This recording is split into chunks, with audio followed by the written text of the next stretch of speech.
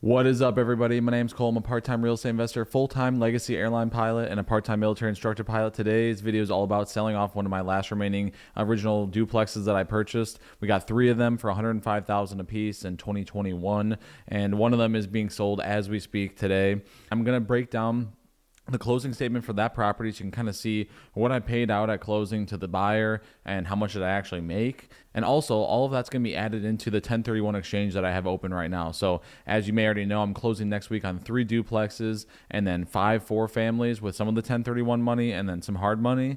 And then I'm additionally going to be buying another 6 single families or 5 single families with some more of that 1031 money. So you'll be able to see the running total of what I've got available to me and to the LLC, as well as what I actually made off this one duplex. Like I said, $105,000 is what I originally paid for it. And I think at closing, I cleared about $78,000. So I'll break it all down on my computer and we'll talk about how it all shakes out. Hope you guys are all doing well. Appreciate all the support as always, and we'll talk to you soon. What is up, everybody? Welcome to my computer. Here is the very first property, one of 3 that I got. $105,000 a piece I paid for these. We sold one off earlier this year. We made about $40,000. I just checked before this video so I could give you some intelligent information. And as far as this one goes, you'll see this is the address up here. You can go look it up if you like. We sold it for $153,000, which wasn't a terrible price. I thought we would get a little bit more out of it, but it did. It's a really big duplex, and this one was actually the nicest of the 3, which is saying a lot. Trust me. I thought we would get a little bit more because it was a 4-bedroom upper and a 2-bedroom lower, I believe. But, you know, it is what it is. Still a pretty solid price, well above what we paid for it. Plus, we paid it down over the years. So you can see here, that's the purchase price then credited to the buyer. We're giving them prorations for city taxes, water and sewer, ice and snow removal, our January rents just for the couple days left here in the month since it closes today. Security deposits, of course, those got to get transferred, and then closing cost credit, which we agreed on prior to. So we gave them $5,300 worth of closing credits, which brought us down to this. So when you see what we made at the end of this, it's actually pretty impressive given all the other charges.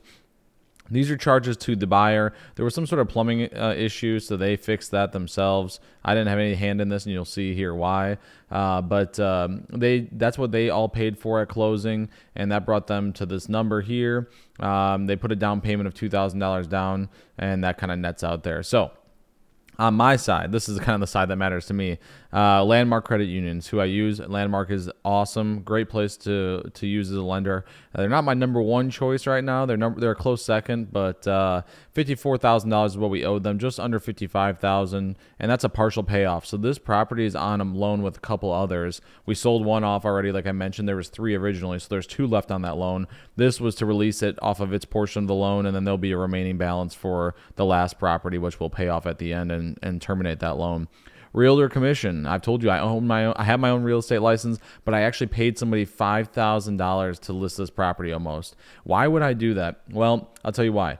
I have a full-time job flying for the airlines, which does pretty well for me. So I dedicate a lot of time to that, but I also have a damn near full-time job flying for the military. And so between the 2 of them, I did not have the time to dedicate towards this. I didn't have the time to show the units. I didn't have the time to negotiate with people. I'm working on purchases. I'm working on refinances. I'm working on a lot of other stuff. And this was just something that was going to bog me down because I've got a lot. I'm getting pulled in a lot of different directions. Plus, I have a normal life. Plus, I have people in my life I'm trying to spend time with, and it just wasn't worth it to me. So I paid the $5,000. We probably paid a total of $40,000 in realtor commissions, but I'm using a realtor that has given me some really good deals before. There's one last year that they gave me. I got 2 duplexes from them that literally doubled in value in basically 6 months, which is worth well over $100,000. So in my opinion, it's the price of admission. It's the cost of doing business, and I'm not going to lose sleep over it. Some people would lose sleep over that, and they couldn't stand to give somebody $5,000 for something they could do themselves. But in this case, it's worth it to me. I can, in the amount of time that they dictate, or the amount of time that they in the amount of time they dedicated to doing this transaction, I could exceed that number with my normal job. So, transaction fee, closing fees, they're going to add on all their fees to do all their stuff, gap insurance, et cetera, et cetera. And then you get down here to the Starker fee. So that's a 1031 exchange that I've opened with them. They're going to charge me $650 to manage that fee, or that fund rather, and the Starker funds. So this is the money that I actually got, $78,319. So that's what I cleared on this bad boy, and the rest of it all gets taken out, and then it totals out basically. So this closing statement, the big number that I look at, I look at all these numbers. I try to make sure I'm not getting screwed too bad. This is the number I really care about because that number directly translates to this number here. So we've got ourselves a bunch of properties that we sold, right? These are all the addresses. These are the closing dates for all of them. And then you can see our timelines that we have to meet to do the 1031 exchange. So in 45 days from these dates, I needed to identify replacement properties. These 5 are already spoken for. I'm buying those 20-unit brick buildings, primarily brick buildings. That's where this money is going to. This money is being allocated to another deal, which is going to include single families. So this one and then another one here shortly is going to be added to this total, and that money is going to be allocated toward that next deal. When you look across, you can see this totals out to $345,000 that we've got sitting at land title right now that I could pull. I could go buy a Lambo. I could go fly private, whatever. But I'm not. I'm renting my apartment. I'm laying low. And we're going to continue to reinvest this money because this total, when you add this up with the one that's not on here because we took it as cash instead of a 1031, so that one sold somewhere up here in terms of timeline.